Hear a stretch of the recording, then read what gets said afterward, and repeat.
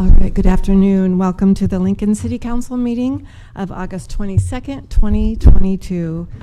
In accordance with LB 898, please be advised that a copy of the Open Meetings Act is posted at the back of the chamber by the northwest door. Let us all rise for the Pledge of Allegiance, followed by a brief period of silent meditation. Pledge allegiance to the flag of the United States of America and to the republic for which it stands, one nation, under God, indivisible, with liberty and justice for all.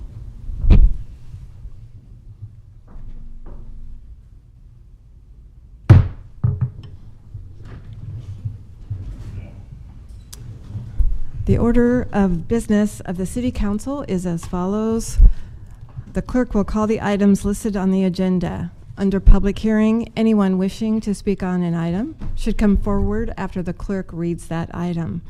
The council shall require any member of the public desiring to address the council to identify themselves, the name of an organization or group, including an address that you may be representing by such person or group, unless the address requirement is waived to protect the security of the individual.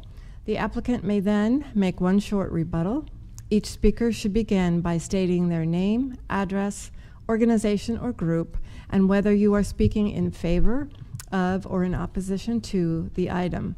Testimony is limited to 5 minutes per speaker.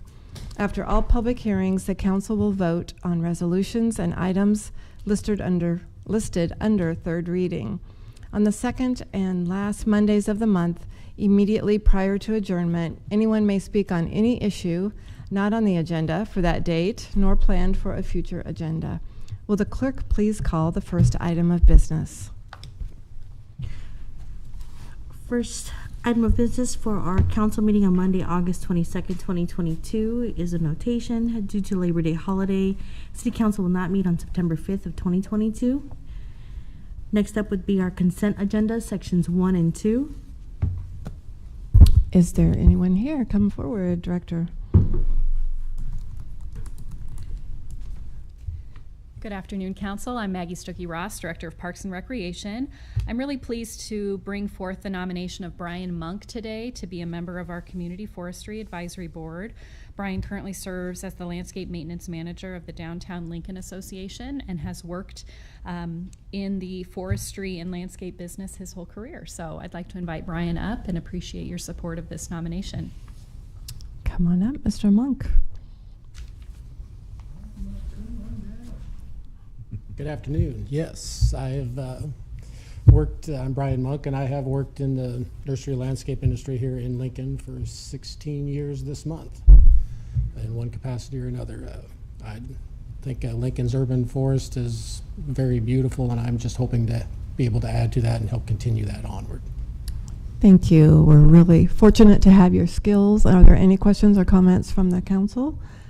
Thank you. I know that Councilman McGinnis and I have the pleasure of serving on the DLA, Downtown Lincoln Association, so we appreciate your work as well with the DLA. So thank you very much. Let's move on.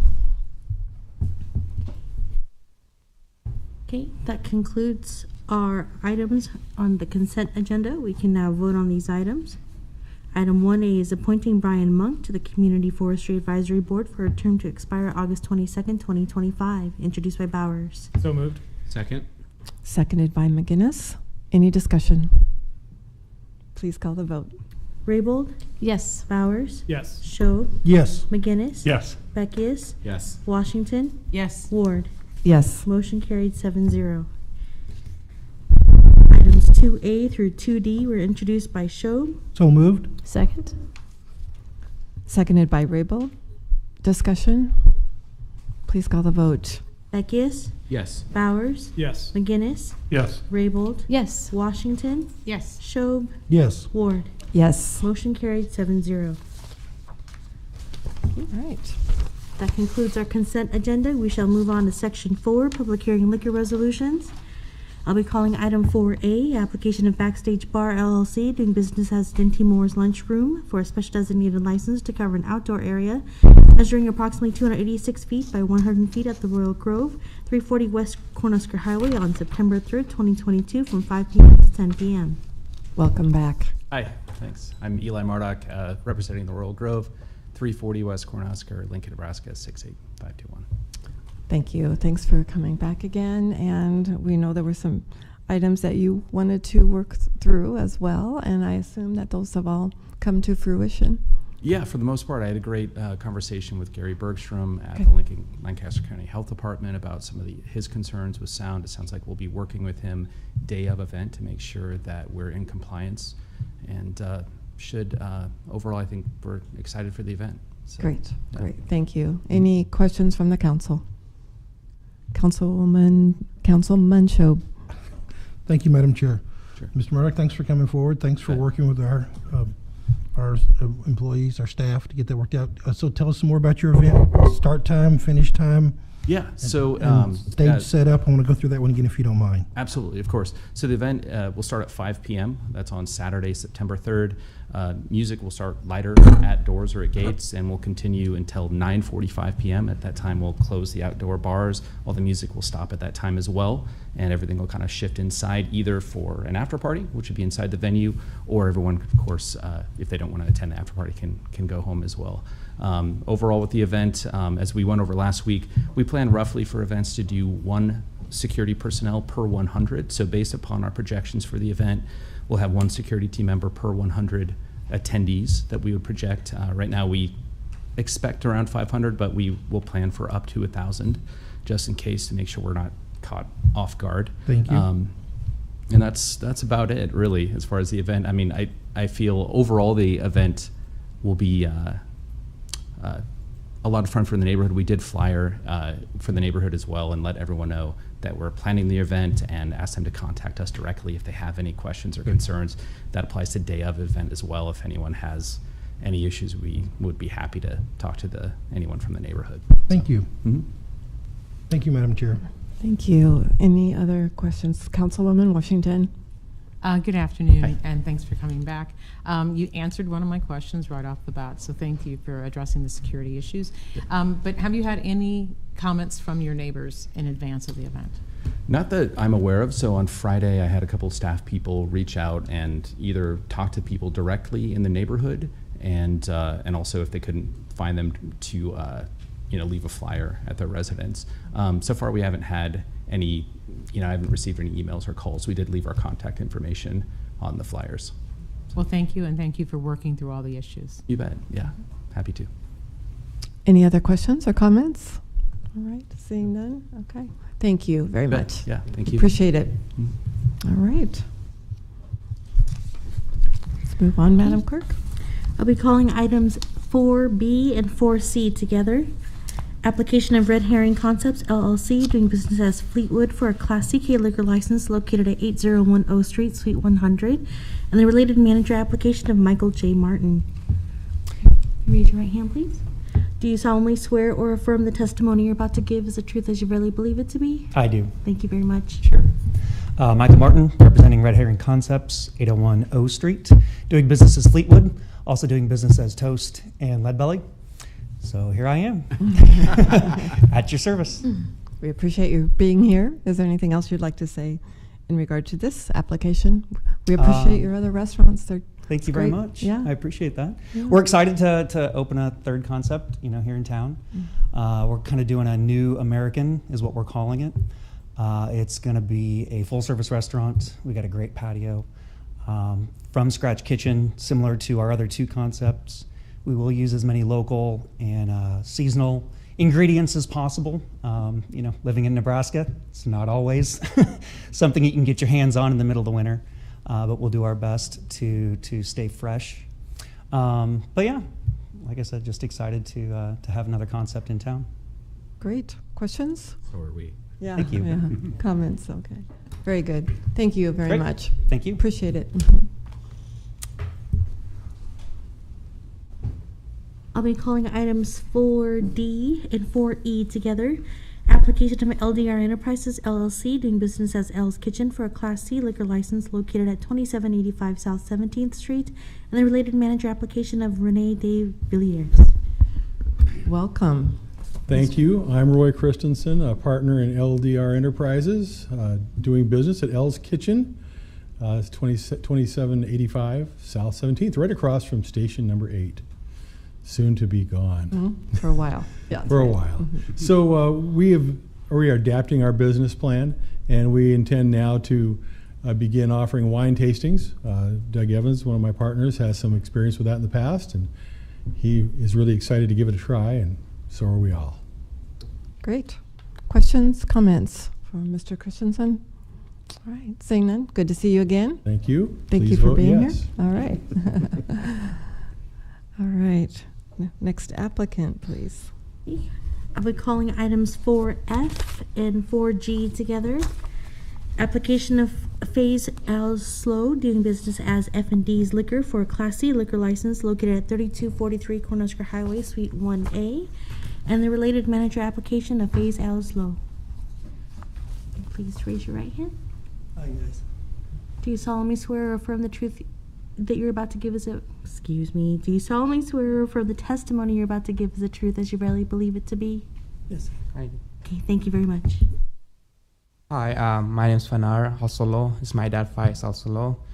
We're from Iraq. He doesn't speak English a lot, so I'll be a translator. And then we are for the opening F&D's Liquor here in Lincoln. The address is 324 Cornhusker Highway, Suite 1A. Great. Thank you. Welcome. We're very glad you're here, both of you. Do we have any questions or comments for our applicants? Can you tell me? Yes. Sure. Go ahead. Could you tell me a little bit about the business, please?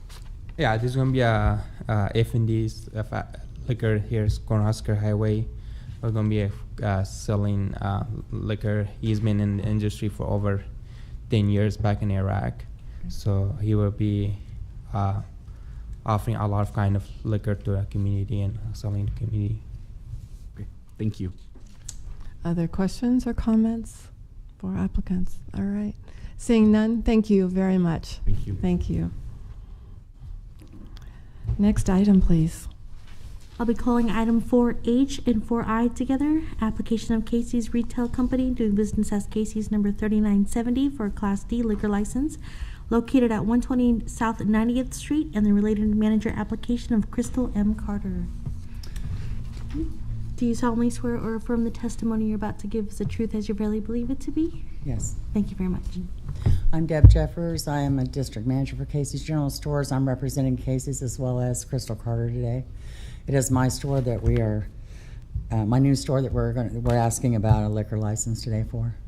It's going to be out on Easto. I'm sorry, because I have one in Eagle as well. So Easto Street, yes. Brand new location. Okay. Good. Very good. Congratulations. Thank you. Well, I don't know. I know it's a number lot 12. of work. It's coming right up. Yeah. Yeah. It's not number 13. I know, right? It's never been unlucky, though, so maybe. There you go. Yes. Great. Okay. Questions or comments for our applicant? Okay. Seeing none, thank you very much. Thank you. Have a good day. You too. All right. We can move on.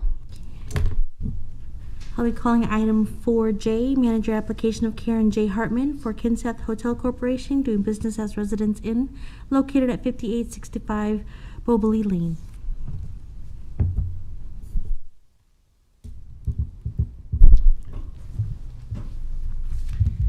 Good. Okay, so residents in Lincoln South, I became the new general manager at the property, and we're renew our liquor license. I'm the manager for the liquor license. We serve the complimentary evening social, and then we do serve beer out of our market. Could you please state your name and Sorry, address Karen for Hartman. That's okay. At 5865 Baboli Lane. All right, great, thank you. Any questions for our applicant? All right, seeing none, thank you very much. Thank you. I'll be calling item 4K, application of Lincoln Pug Group for special designated licenses to cover an outdoor area measuring approximately 80 feet by 65 feet at 728 Q Street on September 3rd and 10th from 9 a.m. to 11 p.m., September 17th from 8 a.m. to 11 p.m., and October 1st from 9 a.m. to 11 p.m. My name is Todd Campfield. I'm the general manager of the End Zone Bar and Grill. That's the bar that Lincoln Pub Group runs down in the Haymarket, 7th and Q Street. Football season's coming up. For the first few games, when the weather's nice, weather permitted, we're gonna fence off our fence off our parking lot in the back, make a beer garden. We'll have a few tables, just mostly for overflow. People like to go outside and smoke, just enjoy the nice weather. Tentative plans to have a TV and a speaker, technology permitted, if we can get the right wires set up. As far as neighbors go, there's 4 condos behind us. One right across from us is actually empty for sale right now. The next 2 over, we have a good rapport with the families, residents there. And the one farthest away just got sold. I have met the family. They're great people. They've been in, and I don't know when they plan on coming in, but I believe they'll be cool. They'll be good with that as well. We've met them. Like I said, music, TV, that's about all it's going to be. Just going to be really relaxed. We will have a security guard out there to make sure, obviously. There won't be a bar set up. All the drinks will come from inside. Security guard will just make sure that the right people have the right drinks and they're not going beyond the premises and nothing's brought in that shouldn't be. We have it set up till about 11 p.m. Obviously, we'll probably be done before that for noise concerns, but just there for the lateness because one of the games does start at 6:30. So. Very good. Questions? Comments? All right. Thank you for your time. Yeah, thank you very much. Take our next item, please. Item 4L, application of Meyer's Wine Inc. doing business as Meyer's Cork and Bottle for a special designated licenses to cover an outdoor area measuring approximately 125 feet by 125 feet at 1433 W Street on September 10th from 3 p.m. to 7 p.m. Thank you, Madam Clerk. We did receive an email from Kevin Meyer today indicating he could not be here to testify on his request, but unless there's someone else here to speak on this, we will move forward. Okay. Madam Chair? Yes. Seeing no one else coming forward to talk on these items, I'd like to move approval of items 4A through 4L. Second. It's been seconded by Washington. Any further discussion? Seeing none, please call the vote. Beckius? Yes. Bowers? Yes. McGinnis? Yes. Raybold? Yes. Washington? Yes. Schob? Yes. Ward? Yes. Motion carried 7-0. We can move on. That concludes our section 4. We shall move on to section 5, our public hearing resolutions. Item 5A is Comprehensive Plan Conformance 22013, application of the Urban Development Director to review as to conformance with the 2015 Lincoln Lancaster Comprehensive Plan and proposed new Coyote Finke redevelopment plan. That will be the guide for redevelopment activities within the redevelopment area generally located north of O Street between North 66th and North 70th Streets along the Mopac Trail. Good afternoon, Dan Marvin, Urban Development, 555 South 10th Street. Here today we have the redevelopment plan for the Finke Gardens area, and what you have before you is a copy of the blight study that this body previously approved. This is kind of walk you through some of the pictures of what the current conditions are there. Many of they're older buildings. And did qualify as being blighted and substandard. So what we're moving forward today is a redevelopment plan for the area, and included in your packet is this map, which would show development along 66th Street and then future development of townhomes along the Dead Man's Run area. And you can also see the trail that would run through here and connect. We think this will clean up this area quite a bit, but the initial phase of development would be a couple of office veterinary centers over in this area with future development to come along in this area. Eventually, the homes that would develop could be 2-story homes that would be perched along here with Dead Man's Run down through there, and I think it will improve the corridor and for biking, and will also take advantage of that corridor as well as far as providing opportunities for people who want to live in the area. We've had discussions with the developer about missing middle housing, which is a program through the state of Nebraska. Whether this would qualify for missing middle housing, we're still in the early stages of discussion, but I think that would be a good outcome if we can make the numbers work. Otherwise, I think this would be market rate type townhomes through that corridor, which again would create opportunities for infill development that the comprehensive plan supports that type. And owner occupied would be something that, you know, we would also want to be able to support as well.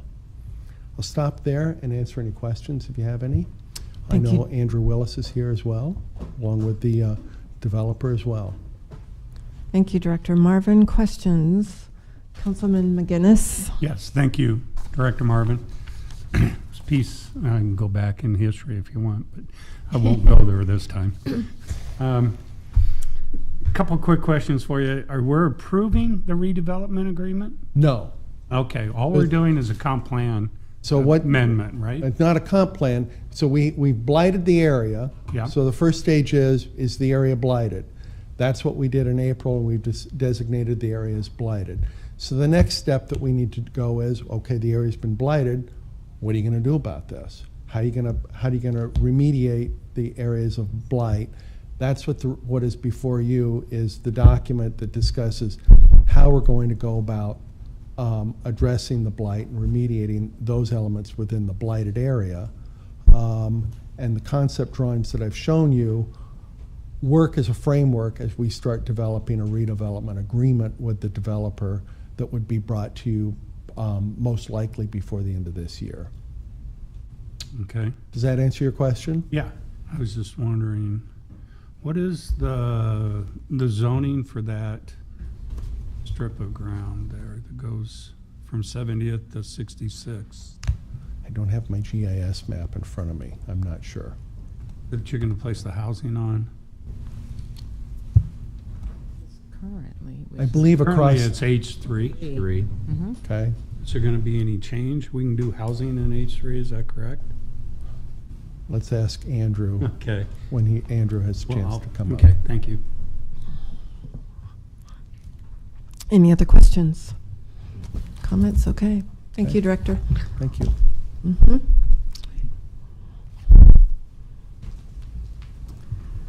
Welcome, Mr. Willis. Good afternoon. Andrew Willis, 233 South 13th Street, on behalf of the redeveloper SeaTac Enterprises, LLC. To add a little to what Director Marvin already had up there, I mean, our area here, it's about 7 acres between, and I'm going to go straight to this map because it's going to give you our zoning designations.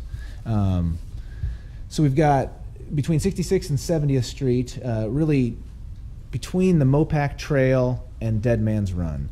You know, it's the, you know, the commercial piece on 66th, you know, was formerly used as commercial site, Finke Gardens, and we've got this challenging strip really tied in between Mopac and Dead Man's Run. Now that it is actually, that right there is zoned R2, and so the H3 R2 designation is pretty close to what would be attempted. We're still working on exactly what that would look like as far as putting a PUD or what the exact land use piece looks like. But the plan really follows the comp plan, which follows the zoning, generally speaking. If that line might have to move a little bit or something, but that is designated as R2 for residential on the strip there. The overall, you know, this project, it was really designed to, I mean, enhance the residential area, not touch the trail, keep all of the trail aspects as they are now, and really we look at this as 3 phases. I'm gonna put this back up. First is so on our again, conceptual site plan. Really, we've got if this redevelopment plan is approved, then obviously we get into the details. We get into working through the redevelopment agreement and what that looks like exactly. But conceptually, we have that commercial area where Finke Gardens was, and then row homes or something that can be fit into that that more challenging parcel there. If you look at the closer version of the commercial, I really break this down into two separate commercial phases. Phase one is the veterinary clinic. That's sort of the piece one is building this building out. Phase two of the commercial is renovating, rehabbing, getting those other buildings that exist into functional space used for complementary uses, along with that veterinary clinic. But again, really getting the entire commercial piece renovated, redeveloped, and then our phase three is the housing piece of this. Again, right now it looks like we've got everything really does present a challenge because of the location, because of all these pieces. But at least conceptually, we're showing about 29 row homes in there. Been talking with urban development about the missing middle housing and how that would look and making sure that would work. But again, a lot of those details, that's sort of next step, and anything that was approved will come to you as part of the redevelopment agreement if we get to that, assuming this passes and we get to that step. Overall, the project, as we're looking at it right now, cost estimates early on, we were looking at probably $16 to $18 million, probably $18 million on the upper end. It's going to require not only your demolition, your typical work. We've got some really it's the street that would have to go through there, and a lot of these other pieces. There's a lot of work to be done to make this work, but it should be a really good project and a good use of that property that otherwise we don't have any good uses for. I think I'm happy to answer any questions you have, but as a big picture, that's what we're hoping you'll approve this plan, and then we can start working through those details and get all those other pieces figured out. Questions for Councilman McGinnis? Did you say that's the current zoning now is R2? H3 and R2. So that's what currently exists, and and again, really the goal would be I believe this, at least part of that H3 is under a PUD right now, kind of that extends out to part that has nothing to do with this parcel, but probably looking at a PUD or something. I'm not sure if this exact R2 line might change a little, or how we're looking at that from the what we need to make this work. But again, that is set up as residential, so future land use. It's really green space for the trail, and then that would be urban. This is all urban density residential, and that would be too. So it's the plan for this project really does align with comp plan and future goals. Yes, go ahead. One other quick question. With the brewery, is that the right distance away from an R zone? The Cosmic Eye Brewery back there, since it abuts this R zoning? I don't know the answer. It's a good question. I don't know the answer to that. Could you check into that? Yeah. I just don't want it to affect the other businesses in the area. No, it's a good question. I'm not sure the answer, but okay, thanks. Councilwoman Washington. Thank you, Madam Chair. I think I'm in the same vein as Councilman McGinnis. I know that we wouldn't necessarily jump at the chance to put H3 and R2 right next to each other, and so I think I am interested more in the use, in the little tag tail of H3 as it really abuts R2 very closely. I just want to make certain. There was a diagram that I could not read the lettering on. Let me see. So it was a sort of an oval with a cruciform in the center. So I'm curious what that is. I noticed you had open space on the north west corner of H3 up close to the residential area. And this is that's kind of the conceptual site plan. So again, in what's currently H3, what was the Finke Gardens, that would be the commercial. And I'll tell you, so interesting fact, so that with that H3 and R2 next to each other, the existing PUD, there's a under the zoning code, there's a a distance requirement from a outdoor pet veterinary space to the residential. And in that PUD, that was already identified as an issue prior to this project even being, you know, conceptual. So even prior, back, I forget what year that was passed, but they had already acknowledged that this site would be located next to, or potentially next to, a residential. So they acknowledged that there would be that space, I mean, may exist. So I guess that is to say, what exists right now already was designed and planned out to have H3 next to R2, and this wouldn't change anything that exists, even if it may. Again, I'm not sure exactly if maybe we're talking about a little bit of a line change, you know, a slight distance, but that area really, the overall idea of H3 R2 already exists and really has been planned out already. Could you read the text of, go to the, I'm now going to get confused. Yeah. Go to the corner that's close to the sidebar that says Coyote Lane. Right here? Yeah. What is the text of right that? Here? That, yes. Yeah, community green space. Thank you. Yeah, so we've got a couple of, you know, a couple of areas. You know, this is, you know, the floodplain area. It's obviously a challenge there. So we've got some green space. There'd be some, you know, again, just designated to be determined, but that's the idea. Okay, thank you. Mm-hmm. Other questions, comments? All right. It's good use. Okay, seeing none, thank you. Thank you. All right. Madam Clerk, can we please move on? Is there anyone from the public that would like to testify on item 5A? Okay, we Oh, can, I beg your pardon. Yes, anyone else? Thank you. Thank you. Is there anyone else? That's right. Anyone else wish to testify on this item? Okay. we can now vote on this item. Comprehensive Plan Conformance 22013, application of the Urban Development Director to review as to conformance with the 2050 Lincoln Lancaster Comprehensive Plan.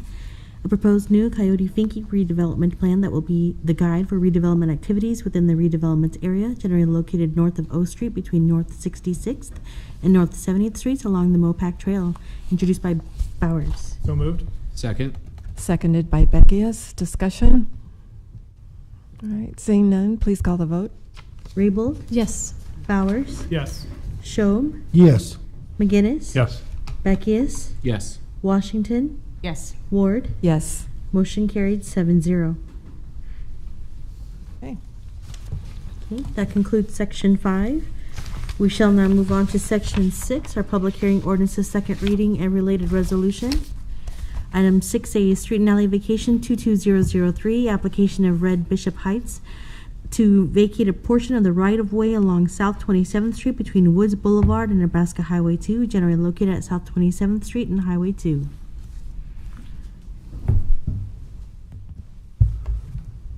Good afternoon, Dan Marvin, Urban Development, 555 South 10th Street. This is a very small parcel of property. People who are familiar with the area, there's an Arby's, there's a turn-in into this development. Unbeknownst to the public is that there is a triangular piece that is in public hands. It's about 1,780 square feet. Michelle and I were looking at this. There's a stormwater pipe that runs underneath the property. There's other utilities in there. We've checked with LTU and other city departments. There's no need to retain the property. There's an easement that will go with this property to protect the assets that we have underground. And I think the agreed upon selling price was nominal, but we did agree on sale price. So what is before you is the sale of this property to the developer. I know that Kent Seacrest, a representative for the developer, is here as well too. Thank you. Questions for Director Marvin? Okay. Seeing none, thank you very much. All right. The gentleman back there. Yes, sir. Would you like to come forward, please? Thank you.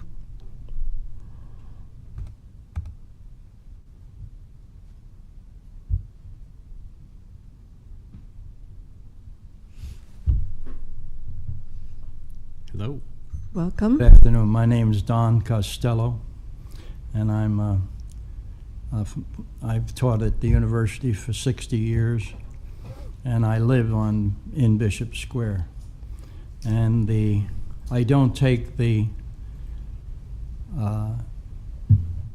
kind of things they're trying to do that they say is going to affect many people very kindly. That impacts me and a lot of the people in Bishop Square. And we have a lot of assets in that area, and we're panicky about what they're going to do architecturally to try to provide a way to go off a very crowded 27th Street into that area. And the gentleman that made the proposal, I say that that's a serious bridge on our properties, on my property and my wife's property. And so I asked the board to take that into consideration before they approve anything that's presented here or by the other gentleman. Thank you for listening to me. Yes. Thank you, Mr. Costello. Anyone else present that would like to testify on this item? Mr. Seacrest. Good afternoon. Kent Seacrest, representing Red Development Company, who's the co-applicant with the vacation. Just as background with the gentleman, Mr. Costello, we met with the alleged three leaders of Bishop Square early on and explained our project to them. We explained that compared to what the zoning allows to what we are proposing, the traffic would be basically 18% less. We do acknowledge that 27th has plenty of traffic, but we didn't feel we were making it worse. We were, in theory, making it better, but still that doesn't mean it's good. And so we explained that to the leadership. They expressed support at that meeting that we had with them, so we've not heard anything until today about any opposition. As far as the vacation's concerned, this is your last vote, at least for getting the first phase of the redevelopment project off and running. This is a small triangle. Originally, the staff thought we should just take this free because we were taking on all the liability of Woods Boulevard. Do you remember that little piece? And we were taking on that, and that's going to average $9,000 of liability per year that we're taking on behalf of the city. And this originally, this little triangle was supposed to be part of the package and thrown in. The left arm and right arm didn't get coordinated enough, and we did not want to delay and ask for it to be totally free. So we went ahead and just paid the nominal amount, even though it was supposedly part of the original take on the liability of Woods Boulevard agreement. So with that, I'd be glad to answer any of your questions. Thank you. Questions? Councilwoman Washington. Thank you, Madam Chair. Mr. Seacrest, good afternoon. Good afternoon. I realize that we are at the end of the number of votes we have had on this project. And I know that the street and alley vacation is really quite simple. But in response to Mr. Costello, have the folks at Bishop Square had a chance to see the renderings? Because I know he mentioned the look. To the best of my knowledge, we have had two Zoom calls where all the neighbors were invited, including the Bishop Square neighbors. And at that time, we showed that to them. We've shown those images in front of you and in front of the Planning Commission, to the best of my knowledge. So it's been available. Now, whether or not we could have done even more communication, I'm sure we could have, but we at least did what I thought was the appropriate amount. Thank you. Other questions? Councilman Beckius. Mr. Seacrest, thank you for coming in today. Mr. Costello did stop in at City Council offices earlier today and express some concern, and at that point in time, he had asked me specifically to see if he couldn't be included via email with any further updates as progress may happen. And I said I would forward that request on to you and to Mr. Marvin so that Mr. Costello could be kept up to date with updates as the development team and urban development have them to give out to the public. So would that be okay with Oh, you? definitely. Do you have his email, or should Yes, I ask? I will forward it directly to you and to Mr. Marvin. Perfect, yeah. And as you know, this is phase one. We still got some more phases, and so there's going to be more outreaches, and we believe in following the good neighbor policy. Thank you. Thank you. Thank you very much. Anyone else present to testify on this item? Anyone else present on this item? Okay. Seeing none, we can move on.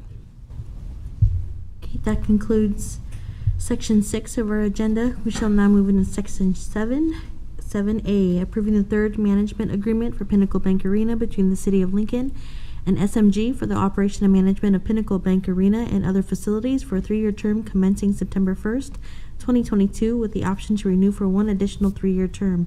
Introduced by Becky S. So moved. Second. Seconded by Washington. Is there any discussion? Madam Chair. Yes, Councilman Beckius. I would just like to thank SMG for the good work that they have done over the years for the management of Pinnacle Bank Arena, and then also the expansion of the use of Pinewood Bowl over the years as well. I think that they have demonstrated that they are a strong asset to and partner to the city where these uses are concerned, and I will be happy to support their management agreement going forward. Thank you. Other comments or discussion on this item? Okay. All right. Seeing none, let's move on. Washington, Yes. McGinnis, Yes. Raybold, Yes. Schob, Yes. Bowers, Yes. Beckius, Yes. Ward. Yes. Motion carried 7-0. Item 7B is approving the transfer of unspent and unencumbered appropriations between certain capital improvement projects, introduced by Beckius. So moved. Second. Seconded by Washington. Discussion? Seeing none, please call the vote. Washington, Yes. Raybold, Yes. Schob, Yes. McGinnis, Yes. Bowers, Yes. Beckius, Yes. Ward. Yes. Motion carried 7-0. Item 7C, change of zone 22020, request of Sharks Properties LLC to change from R2 Residential District to B1 Local Business District on property generally located at 2125 Scott Avenue, introduced by Beckius. So moved. Second. Seconded by Bowers. Any discussion? Seeing none, please call the vote. Beckius, Yes. Schob, Yes. Raybold, Yes. Washington, Yes. McGinnis, Yes. Bowers, Yes. Ward. Yes. Motion carried 7-0. Item 7D is approving the 48th and Aylesworth redevelopment agreement between the city and the 48th Street Development LLC relating to the redevelopment of the property generally located on the block northeast of the intersection of North 48th and Aylesworth Streets, introduced by Beckius. So moved. Second. Seconded by Raybold. Discussion? Seeing none, please call the vote. Beckius, Yes. Bowers, Yes. McGinnis, Yes. Raybold, Yes. Washington, Yes. Schob, Yes. Ward. Yes. Motion carried 7-0. Item 7E is amending the fiscal year 2021-2022 CIP to authorize and appropriate $3,185,000 TIF funds for the 48th and Aylesworth redevelopment project, introduced by Beckius. So moved. Second. Seconded by Raybold. Discussion? Seeing none, please call the vote. Washington, Yes. McGinnis, Yes. Raybold, Yes. Schob, Yes. Bowers, Yes. Beckius, Yes. Ward. Yes. Motion carried 7-0. Item 7F is authorizing the issuance of tax allocation bonds for the 48th and Aylesworth redevelopment project in an amount not to exceed $3,185,000, introduced by Beckius. So moved. Second. Seconded by Raybold. Discussion? Seeing none, please call the vote. McGinnis, Yes. Washington, Yes. Schob, Yes. Raybold, Yes. Bowers, Yes. Beckius, Yes. Ward. Yes. Motion carried 7-0. Item 7G is approving the Bishop Heights Phase 1 redevelopment agreement between the city, Encore at Bishop Heights LLC, and Red Bishop Heights relating to the redevelopment of property generally located at 4200 South 27th Street and 4300 South 27th Street, introduced by Beckius. So moved. Second. Seconded by Washington. Discussion? Seeing none, please call the vote. Bowers, Yes. McGinnis, Yes. Washington, Yes. Raybold, Yes. Schob, Yes. Beckius, Yes. Ward. Yes. Motion carried 7-0. Item 7H is amending the fiscal year 2021-22 CIP to authorize and appropriate $6,540,311 in TIF funds for the Bishop Heights Phase 1 redevelopment project, introduced by Beckius. So moved. Second. Seconded by Washington. Discussion? Seeing none, please call the vote. Beckius? Yes. Bowers? Yes. McGinnis? Yes. Raybold? Yes. Washington? Yes. Schob? Yes. Ward? Yes. Motion carried 7-0.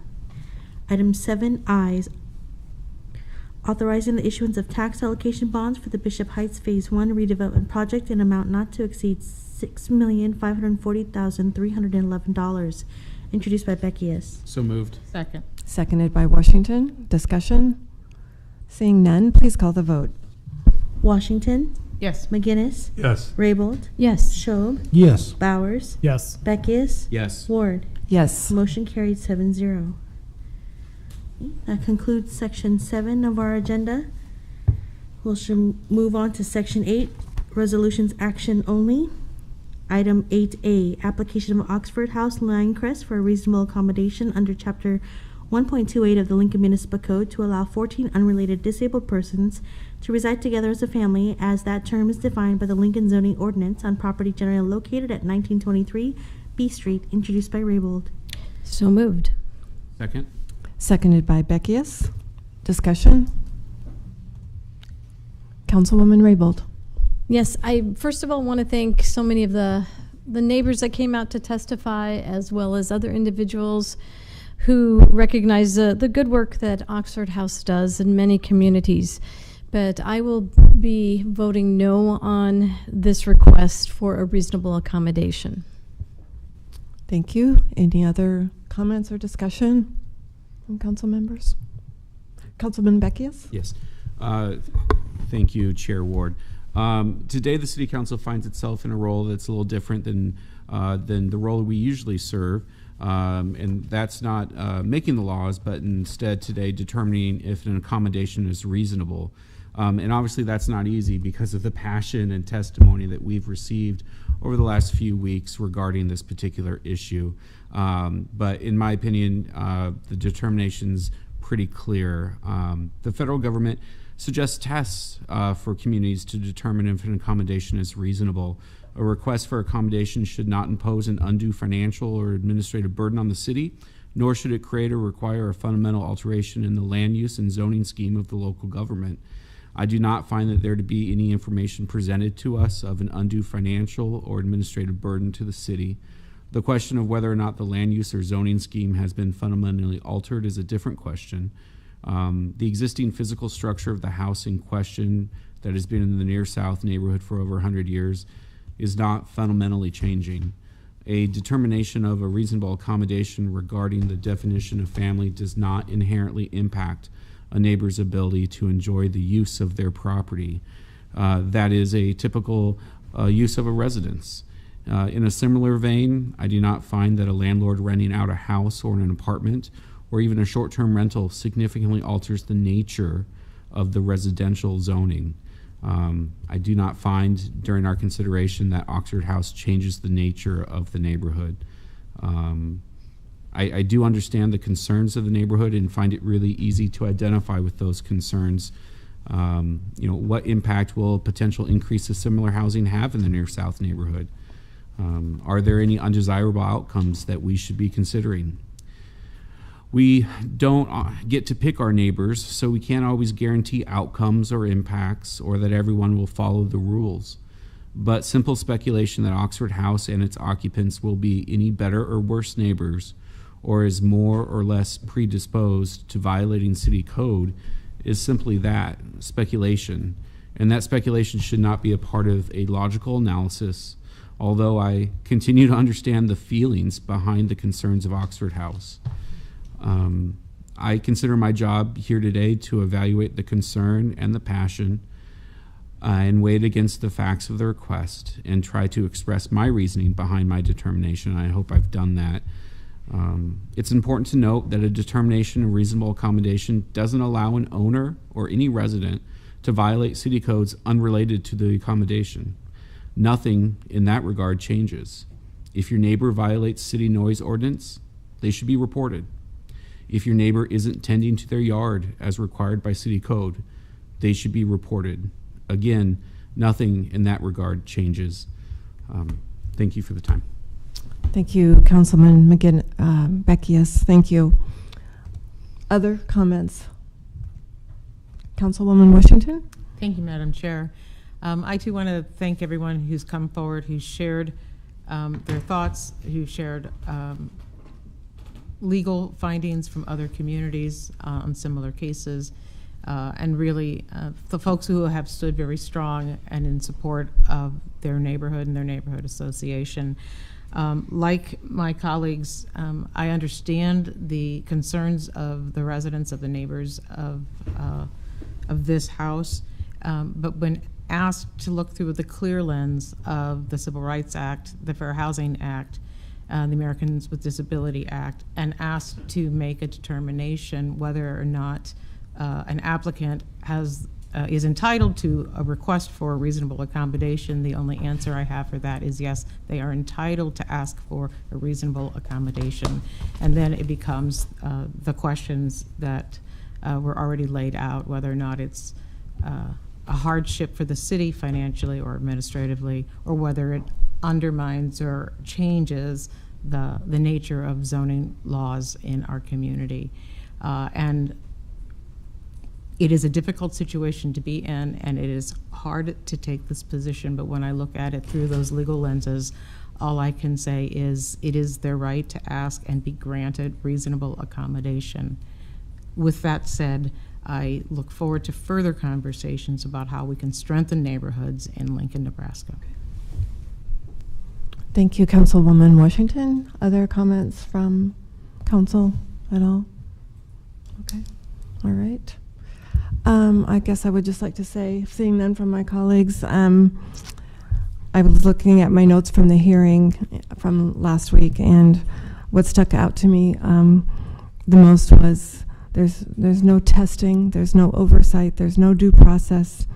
If a person is asked to leave, there's no appeal process for that. There's no check on a day-to-day basis.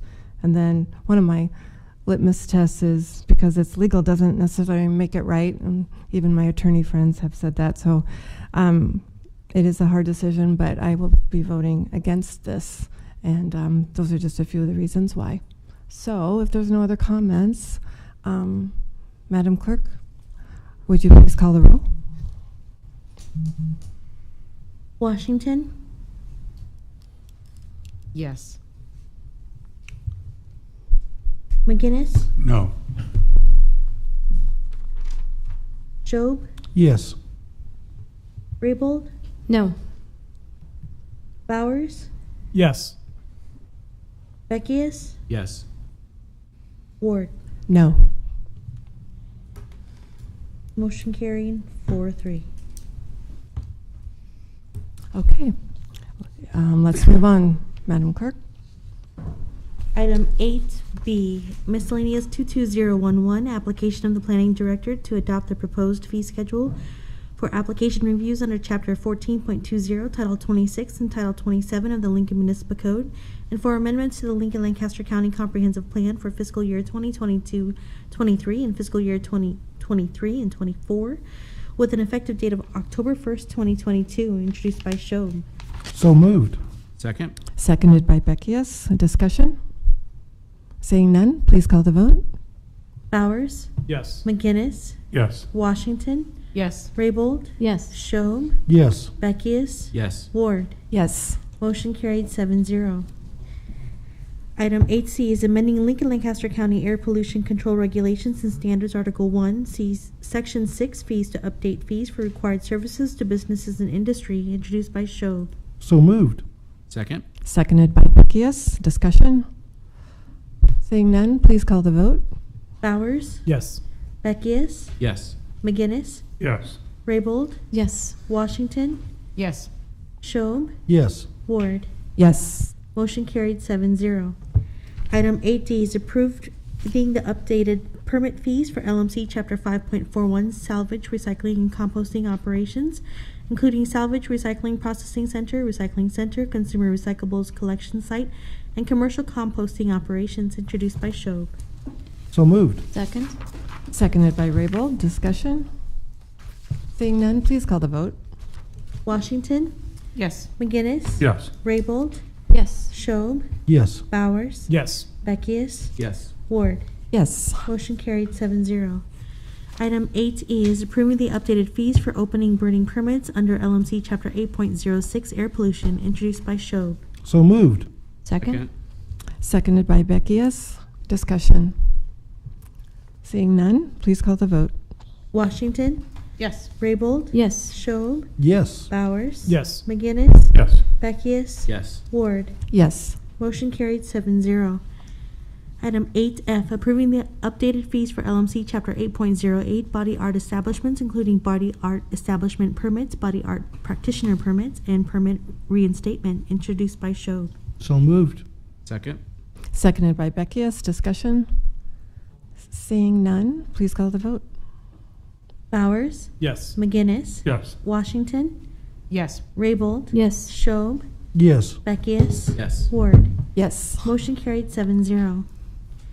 Item 8G is approving updated fees under LMC Chapter 8.14 Child Care Programs, including plan review for new programs, certificate of compliance, initial and renewal, and reinstatement of suspended certificate of compliance, introduced by Schob. So moved. Second? Seconded by Beckius. Before we vote on this item, could we have an explanation of vote from our city attorney about, because this is part of our budget amendment? Thank you very much. The next two items, actually, 8G and 8H, if you don't mind. Thank you. Thank you. Johansi Christie, City Attorney, 555 South 10th. Both 8G and the next item, 8H, result to fees for the child care programs and the food code. They're both health department fees. There was also a motion to amend the budget resolution later on when you come to vote on the budget resolution. That is a motion to freeze fees for the health department. Again, the child care programs fees and the food code fees. So if you are in support of the motion to amend that is coming later on, then at this time, voting no and voting yes would be consistent. If you are not in support of the motion to amend that will be coming later on, which is again to freeze the fees, you would be voting, if you're not in support, you would be voting yes and then no, the motion to amend. I hope that makes sense. Sure. So in essence, so voting no actually will. You would if it vote were no to- and then you yep. would vote yes Mhm. on the motion to Mhm. amend. So it would remove the item if it were to pass with all no's. Yeah. Any questions? I think perhaps an easier way to say, if you want to freeze 8G and 8H fees, vote no. That's We'll be- another way to say it. We'll be voting on the amendment that clarifies that later on.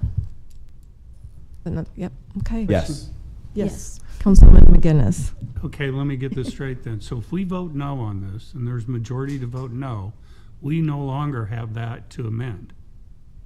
Correct, but I think that's fair too. However, Amending anything. however, we still I think for the sake of budgeting and clarity for the budget office, but also because we went through the because I think the motion to amend kind of spells out also what to do.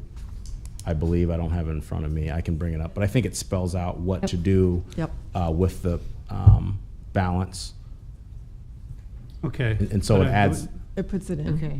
But the way, maybe I'm wrong, but the way this reads, it says on our amendment, we will freeze all for bills 22-315, which will go away if we vote no.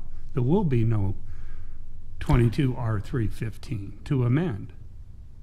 If I, well, Mr.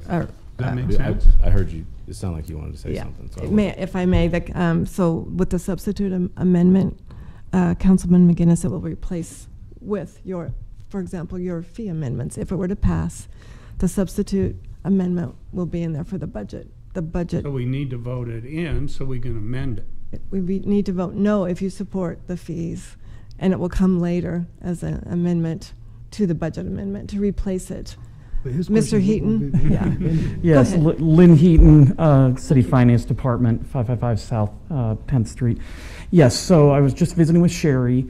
If you vote no on these two items here, you would still need to take up the budget amendment to reconcile the budget with this. Okay, so you would still need to take up, and you would want to vote yes on the budget amendment. Because we will go through all 5 of the amendments like we did last week on that Wednesday. You may not have been here that day, Councilman. Okay. Because they'll essentially replace the budget bill. Well, they'll be added into the budget bill. So if we vote so we're yes, actually. if It we seems- vote yes, what happens? If these two items pass? Then we still have to, I mean, the motion to amend Would presumably amend would these still be taken up, and you would vote on that as well. The motion to amend is actually amending the budget resolution. Okay. So it's not, if you look at it, it's amending 22R327, which should be the actual budget amendment. Correct. I mean, the budget resolution. Correct. But it So- refers back to the bill. Correct, but you're still amending the Budget resolution. itself. Okay. Right. Yeah, that makes a little more sense. Yeah. I was just wondering why wouldn't just vote to amend it in this position? When we call for this, we could amend it, and then that becomes part of the. I will tell you in full transparency, we thought about this and talked about this, and here I am. We thought this made the most sense and provided the most clarity, but. If you look at 9A, that's when it all happens. Because then we'll put the amendments into 9A, the budget resolution, the final one. No, it still gets amended. If we vote yes, it still gets amended? You still have to vote on the amendment, whichever way it goes. I was just suggesting if you know how you want to vote on the amendment to be consistent, I didn't want you to get tripped up, and if you want to freeze it, you would vote no. That's our advice. Mm-hmm. Mm-hmm.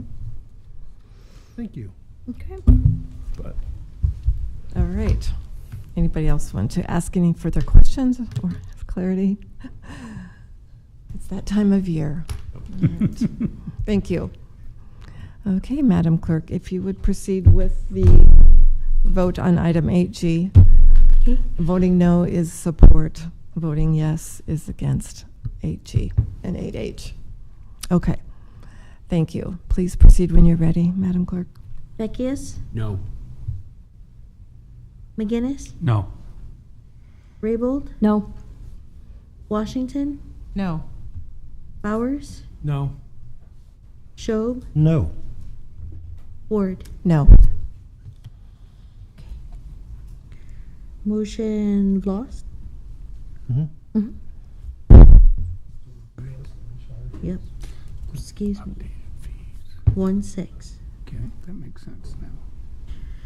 8H, approving updated fees under LMC Chapter 8.20 Food Code, including food establishments, mobile food units, food catering services, temporary food establishments, reinstatement fees, and food handler and food manager permit fees, introduced by Schob.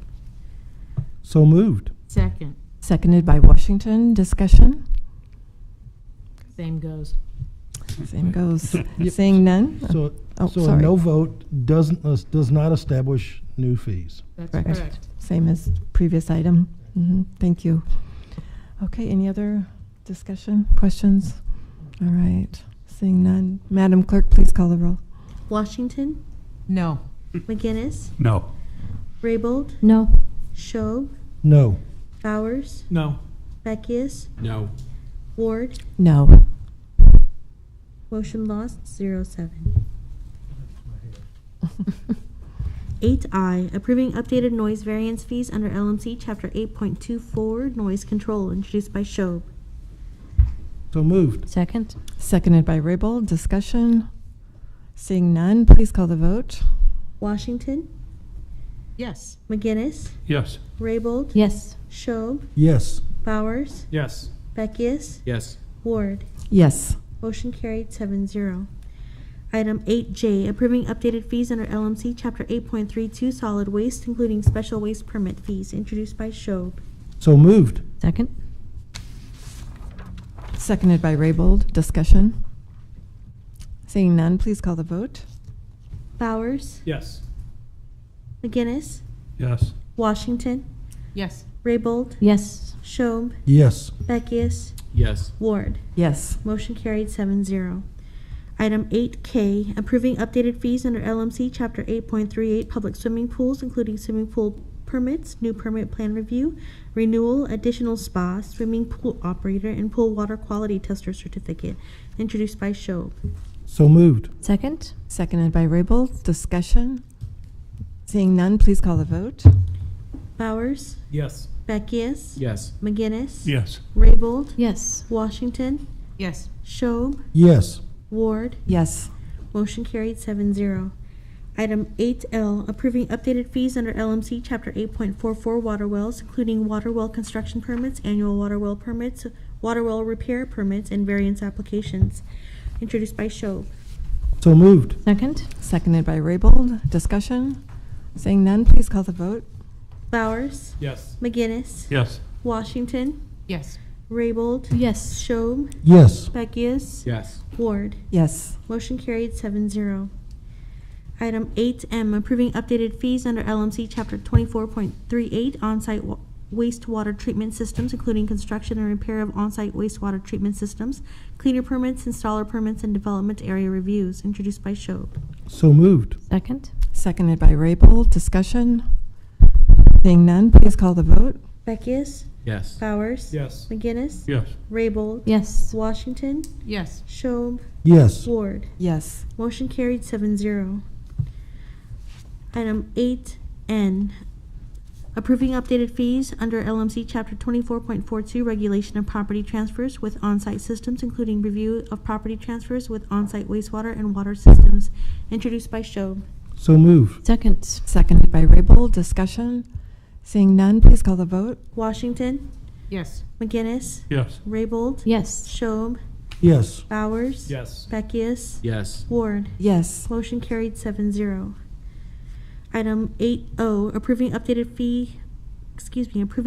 permit fees under LMC Chapter 28.02 regulations for illicit discharges, introduced by Schob. So moved. Second? Seconded by Raybold. Discussion? Seeing none, please call the vote. Washington, Yes. McGinnis, Yes. Raybold, Yes. Schob, Yes. Bowers, Yes. Beckius, Yes. Ward. Yes. Motion carried 7-0. Item 8P, establishing a new rate schedule for the Lincoln water system for purposes of covering operational and maintenance costs, including debt services and capital improvement programs for fiscal year 2022, 2023, and fiscal year 2023 and 24, introduced by Schob. So moved. Second? Seconded by Raybold. Discussion? Seeing none, please call the vote. Bowers, Yes. McGinnis, Yes. Washington, Yes. Raybold, Yes. Schob, Yes. Beckius, Yes. Ward. Yes. Motion carried 7-0. Item 8Q, establishing a new rate schedule for Lincoln wastewater systems for purposes of covering operational and maintenance costs, including debt services and capital improvements program for fiscal year 2022-23 and fiscal year 23-24, introduced by Schob. So moved. Second? Seconded by Raybold. Discussion? Seeing none, please call the vote. Beckius, Yes. Bowers, Yes. McGinnis, Yes. Raybold, Yes. Washington, Yes. Schob, Yes. Ward. Yes. Motion carried 7-0. Item 8R, establishing a new rate schedule for the Lincoln solid waste system for purposes of covering operational and maintenance costs, including debt services and capital improvement program for fiscal year 2022-23 and fiscal year 23-24, introduced by Schob. So moved. Second? Seconded by Beckius. Discussion? Seeing none, please call the vote. Washington, Yes. McGinnis, Yes. Raybold, Yes. Schob, Yes. Bowers, Yes. Beckius, Yes. Ward. Yes. Motion carried 7-0. Okay, that concludes section 8 of our agenda. We'll move on to section 9, budget resolutions, action only. Item 9A, adopting the 2022-24 City of Lincoln operating budget and capital improvement program, CIP, 1 and 6 year street and highway program, introduced by Schob. So moved. Second? Seconded by Washington. So I would like to address this item. The substitute budget resolution with updated numbers and tables what's posted on the council agenda. We also have 5 budget amendments prepared by the law department based on previous council votes. Our first action is to make a motion, and second, to approve the substitute budget resolution and then vote, which we have just done. This puts the updated resolution on the table for the budget amendments. Is there any discussion on this side? On this? Is now- Yes. Yep. Mm-hmm. Is now when I make my motion to amend? Yeah. This is on the budget resolution. Yes. I think we Motion to amend. made a motion and a second on the 9A. main motion, right? Mhm. Okay. And then do we need a motion for the substitute? Yes. Right. Yes, we're Okay. good. Yeah, I Okay. think so. No, Yeah. no, we need one more motion, right? Yeah. Correct. For what? For the substitute resolution. So I think Okay. right. I'm with you. Okay. I'm sorry. May I now have a motion to approve the substitute resolution? Thank you, Mr. Counselor. That would be, Madam Chair, you go ahead. May I have a motion to approve the substitute resolution? So moved. Second. All right, thank you. Moved by Washington, seconded by Raybold. Any discussion, Councilwoman Raybold? Just a clarification. So the substitute resolution, does it contain all these motion to amend 1, 2, No, 3? We're going to do those individually after this. Thank you for that question. Okay. Any other? Yes, Councilwoman We McGinnis. now do our motions to amend Correct. this one, Yep. correct? No. No, not yet. I don't believe. You don't want to approve a We budget. motion, So I'm- vote now to get the substitute in place. And then So we'll the amend substitute resolution, I think, is the most updated numbers today. Right. Because it's, it's constantly changing. Then, after that, then we will move to the motions to amend. Mhm. If those pass, then I think there still needs to be Mhm. some changes to the final resolution. Right. Mhm. So you move 9A, and then you offer to substitute for 9A, which you vote on, and then that would put the substitute on the table but not approved. Mhm. Then you would vote on all your amendments, and when you're satisfied with your amendments, then Then you we come can- back and vote on the main motion. Mhm. Yes. All righty then. Everybody understand? This is how the sausage is made, right? Councilwoman Washington? Yeah. Main, substitute, 5 amendments. Correct. Substitute, main.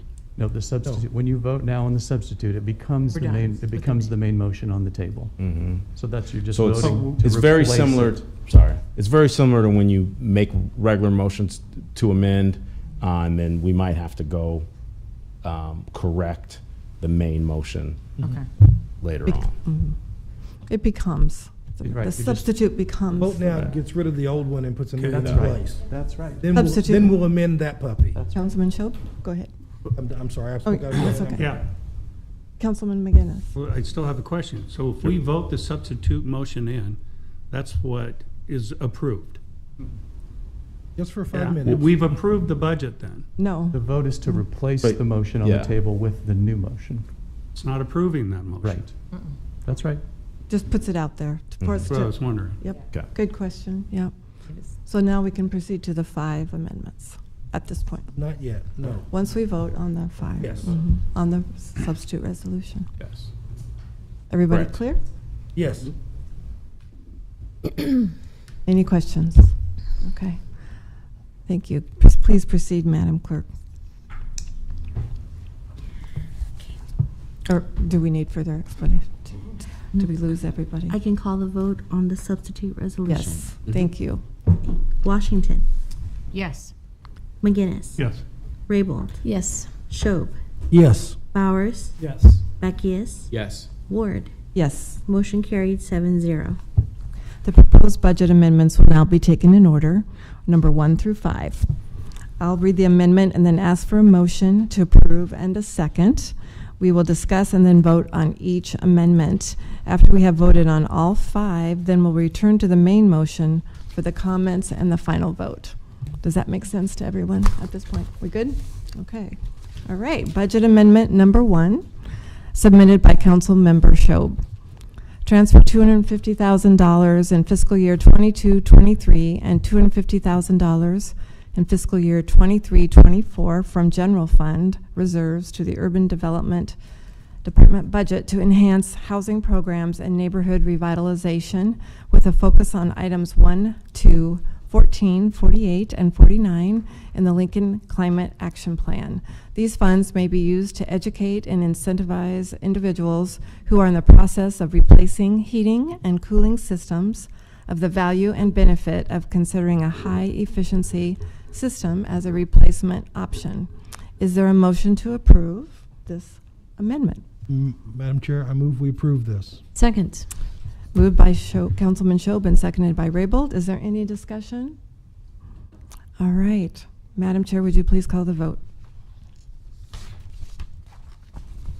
Washington, Yes. McGinnis, Yes. Raybold, Yes. Schob, Yes. Bowers, Yes. Beckius, Yes. Ward. Yes. Motion carried 7-0. Thank you for your support, council people. We will now move to budget amendment number 2, submitted by Council Member McGinnis.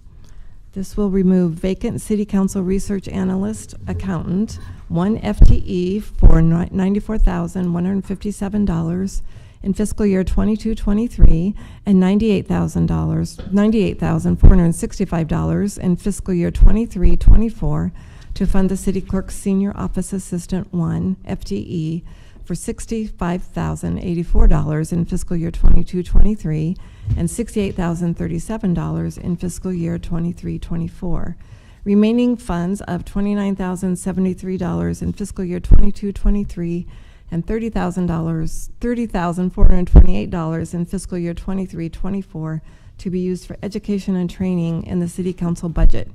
Reduce general fund reserves by $65,084 in fiscal year 22-23 and $68,037 in fiscal year 23-24. I would entertain a motion to approve. So moved. Second. Moved by McGinnis and seconded by Washington. Is there any further discussion? Councilman Bowers. I'll keep my comment short, but I just wanted to explain why I won't be voting in support of it. But I appreciate Councilman McGinnis bringing this up and looking for ways to reallocate funding. I do believe that the city clerk's office does need another person in there, so I'm fully supportive of that, and that was in our original budget.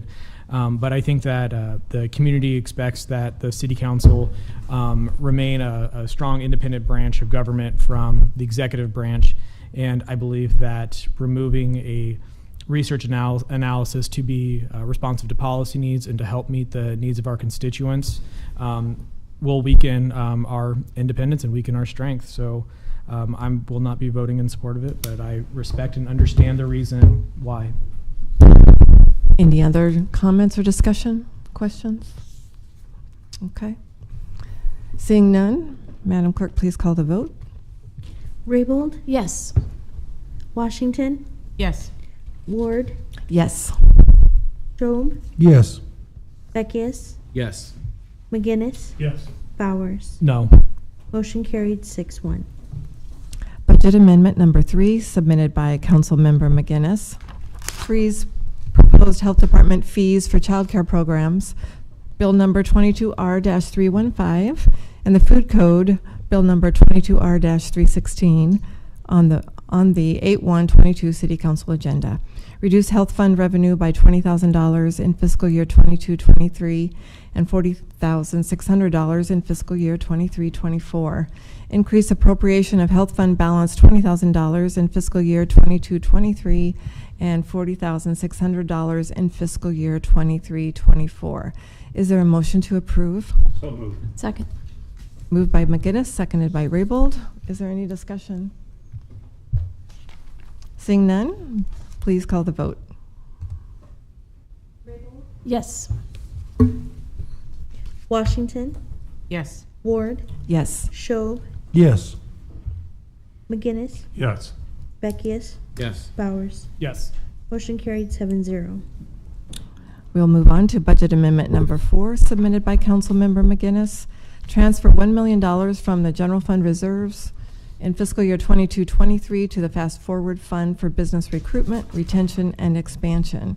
Is there a motion to approve? So moved. Second.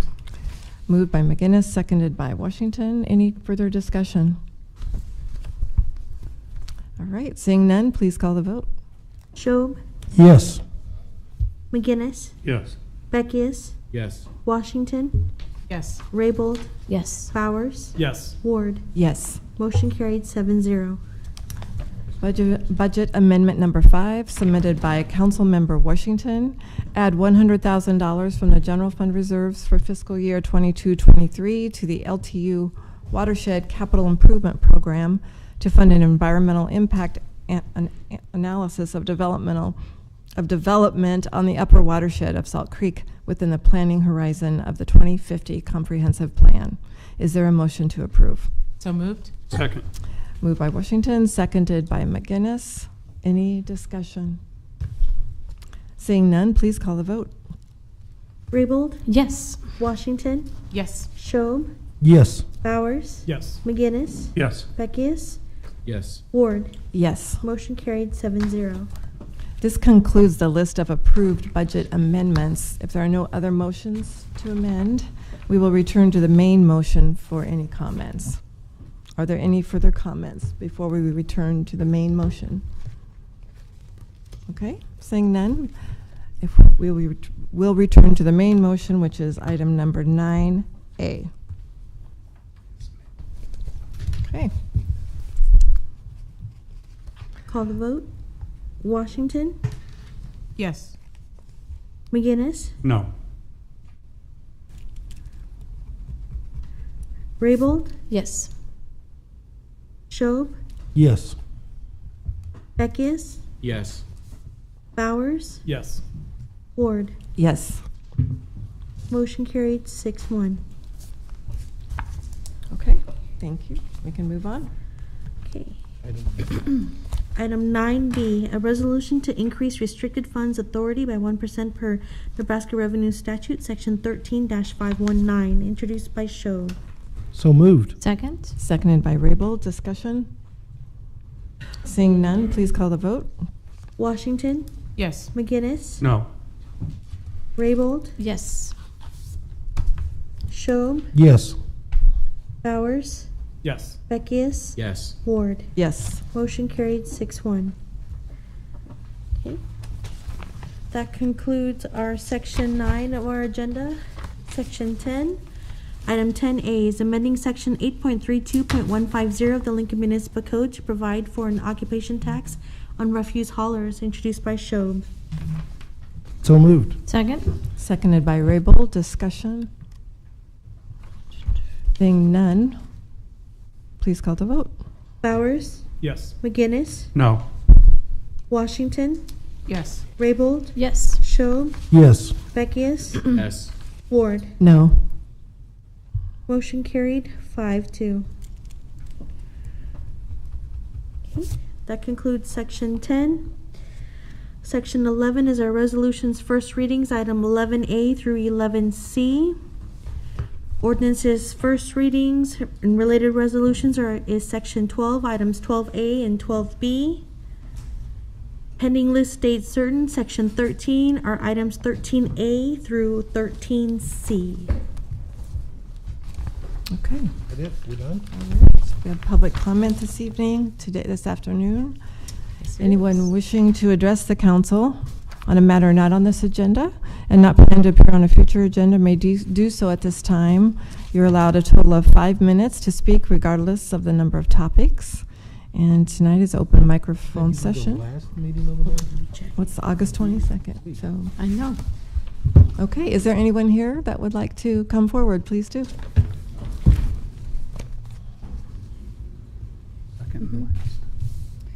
Good afternoon.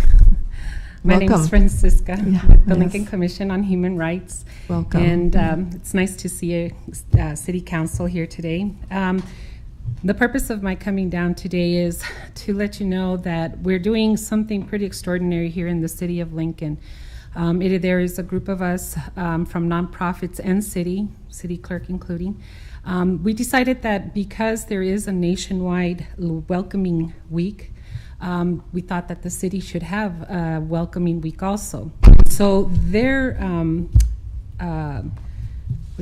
their theme this year is where we belong.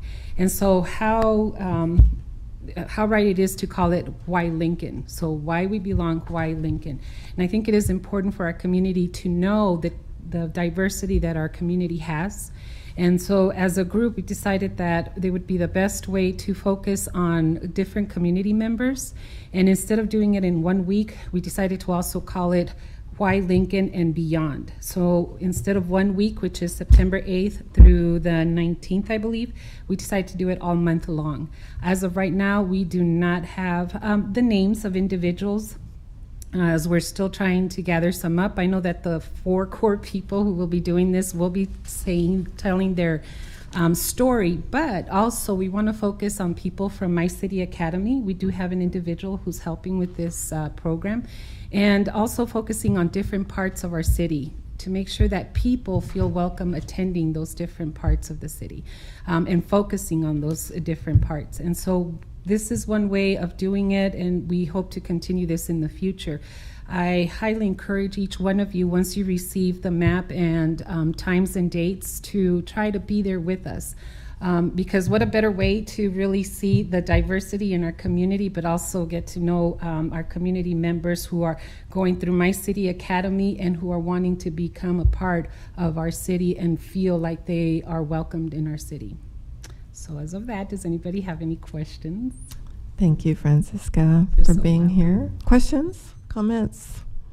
What a great program. And I know is not the city clerk's office is involved as well. Yes, we're excited. We've become a good team. That's great. And, you know, it is important for everybody to see that as a city, we are working together to make this to come to fruition. You know, in the past, we focused on events, and there are quite a few events coming up starting 27th of August on through September with the different festivals, the Latino Festival, the Moonlight Festival. And so it all ties in. And so September will be the time to do this. Yes. Yes, Councilwoman Rabel. Could you tell us if people want to find out more information, is there a web site that they can go to with all the events listed? Or? We are currently working on that. And believe it or not, this just happened about a week and a half ago. So we're trying to make sure that all that information is available to everyone. So as soon as we have a website, we'll make sure that is available not only to you, but to the community, and we'll start pushing it out on Facebook. Okay. So, yes. Great. Great question. Other questions, comments? This is terrific. So something positive. It is is. Always it good. is positive, and I think it's important that we highlight the different parts of our community and the individuals who make up this community. So, what a better way to do it, and incorporating the participants who've gone through My City Academy. Absolutely. So absolutely. That's great. Thank you for coming and telling us about it. Thank you. Really appreciate it. Yep. You're welcome. Thank you. Thanks again. Other persons here this afternoon that would like to testify? Anyone else present that would like to testify? Okay, seeing none. Madam Chair, I would like to make a motion to adjourn. Second. It's been moved by Raybold and seconded by Beckius that we adjourn. Could you please call the roll? Raybold? Yes. Washington? Yes. Bowers? Yes. Schob? Yes. Becky? Yes. McGinnis? Yes. Ward? Yes. Motion carried 7-0. We are adjourned.